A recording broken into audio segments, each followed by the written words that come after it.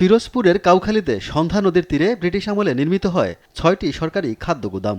একসময় দক্ষিণাঞ্চলে খাদ্যশস্য সংরক্ষণ ও নৌপথে পরিবহনের গুরুত্বপূর্ণ কেন্দ্র ছিল এই গুদামগুলো। প্রতি বছর প্রায় ২,০০০ মেট্রিক টন খাদ্যশস্য এই গুদামে ওঠানামা করে।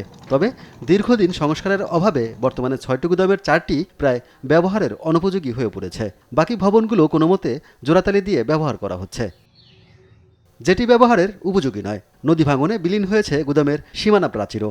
এতে আবাসিক ও অফিস ভবন সহ পুরো এলাকা এখন অরক্ষিত, যে কারণে মাদকসেবী ও অসামাজিক কর্মকাণ্ডে জড়িতদের আনাগোনা বেড়েছে।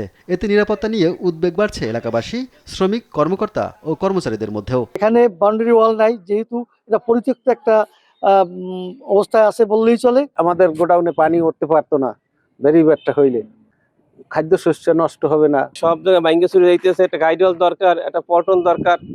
লেবাররা প্রায় আহত হয়। বিভিন্ন পর্যায়ে ছেলেমেয়েরা আসে, আমাদের অনেক ডিস্টার্ব করে। আমাদের কাজের ছেলেমেয়েদের, আমাদের ব্যক্তিগত ছেলেমেয়েদের জন্য অনেক সমস্যা সৃষ্টি হয়। খাদ্য বিভাগের কর্মকর্তারা বলছেন, এ বিষয়ে ঊর্ধ্বতন কর্তৃপক্ষকে জানানো হয়েছে। 5টা খাদ্য গুদাম আছে, তার ভিতরে 2টা খাদ্য গুদাম পরিত্যক্ত। আর এই 2টা যদি সংস্কার করা হয়, তাহলে আমাদের এই খাদ্য গুদামের ধারণ ক্ষমতা বৃদ্ধি পাবে এবং আমাদের কোনো সমস্যা থাকবে না। দ্রুত প্রয়োজনীয় অবকাঠামো নির্মাণ ও সংস্কারের মাধ্যমে এই গুরুত্বপূর্ণ স্থাপনাটিকে আবারও নিরাপদ ও কার্যকর করে তোলার দাবি সংশ্লিষ্ট সবার।